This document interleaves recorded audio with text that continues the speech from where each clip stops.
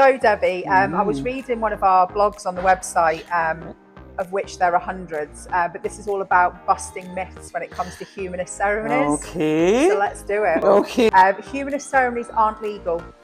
Oh, absolutely untrue. Humanist weddings are legal if the celebrant is registered as a legal marriage officer, and we are registered under the belief category, although I would argue it is a belief. However, it's got to be categorised, so we are legal marriage officers, and we are registered with the NRS, so we can conduct legal marriages anywhere in Scotland as long as we have the landowner's permission.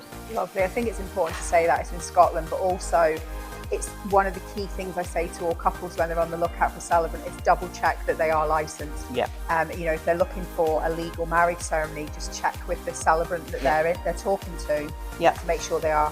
Yeah. So myth number 2, humanist ceremonies are anti-religion. Absolutely disagree with that again. Virtually everybody that I know who does this, we're very accepting, each to their own.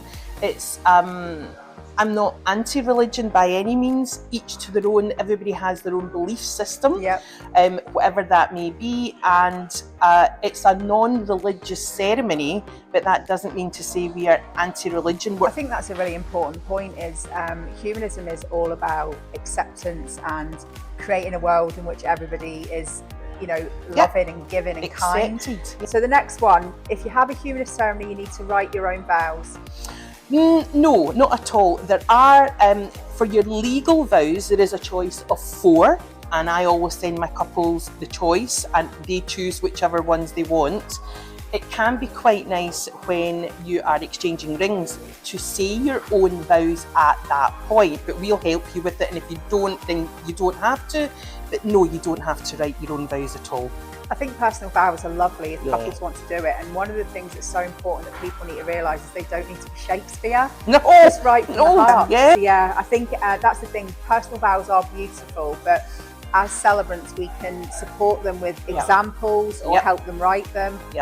But it's about writing from the heart, and only you can do that. So the next myth is humanist weddings are not professional. Oh, rude! How dare they? I would like to think I am very professional when it comes to being a celebrant. No. They may be getting that confused where a religious ceremony is very, very structured, whereas a humanist ceremony is very, very flexible. And because it does follow a basic structure, but we can have laughs, we can have carries on, we can have pets, we can have children involved, we can have readings, we can have music, you can have whatever you want. And some people may view that as unprofessional rather than the traditional church ceremony, and that's maybe where they're getting that mixed up. I can say with great confidence I've been to a lot of humanist ceremonies, and I would definitely say professionalism is at the top of what celebrants do. It's so important to all of us in this industry that the couple get their perfect day. What they want. That's exactly what I was going to say, but in their way. Yes. And that's the other thing. I think people go into a humanist ceremony, might watch a celebrant and think, oh, they wouldn't necessarily be somebody that I would book. That doesn't mean that all humanist ceremonies are the same. Each celebrant works with their couple to deliver what they want. But in saying that, they also choose you because of your personality. So there's a bit of chemistry going on there. So whilst it might not suit one couple, doesn't mean to say it doesn't suit another. Absolutely. So it is very much about finding the celebrant that clicks with you. Perfect. So the next one is you can't include tradition. Oh no, that is wrong. You absolutely can include tradition. Examples are oathing stones, hand fasting. Now they've been around for thousands of years. Some of them are Celtic origins, way back in the day. Some of them are spiritual things. So tradition is very much part of a ceremony. Sentimental things can also be included. But no, I would say they're very much not traditional, and you can include anything you want. I absolutely agree. So in a humanist ceremony, you can't involve family or friends. I think we've covered that, but yes, you absolutely can. Children being involved, if you have children, getting extra ribbons with a hand fasting, mums tying the knot for on behalf of their child. I've also had like unity candles where a single candle represents the bride and the groom in their single lives, and then so the mums light the candles for their child, and then they light a unity candle, so the two candles light the one, and that's combining the families. So yeah, but there's also drinking from the quaich. Dads love getting involved in that one, especially if there's a wee whiskey involved there as well. So you can have people reading poems.